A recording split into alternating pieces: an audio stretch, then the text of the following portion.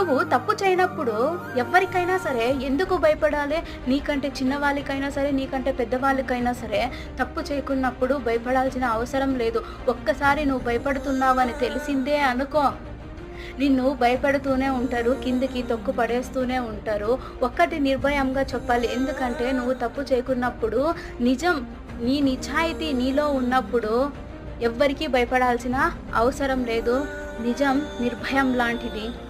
So ఒక్కటి చెప్తా వినుకో, నిన్ను సృష్టించిన ఆ దేవునికైనా సరే నువ్వు భక్తితో ఆరాధించాలే కానీ అసలు భయపడకూడదు. ఇంకొకటి చెప్తా, నీ వెనక ఎన్నెన్నో నీ గురించి ఏదేదో మాట్లాడుకుంటారు. నీకు అది తెలిసినా సరే నువ్వు అసలు తలకి కూడా వేసుకోవద్దు. నీ గురించి మాట్లాడుకున్న వాళ్ళకి నోరు నొప్పించాలే కానీ అలాంటి వాటలు విని నీకు తలనొప్పి ఎప్పటికీ రాకూడదు, రానివ్వకు. ఇలా ఉంటే మాత్రమే బతకగలం.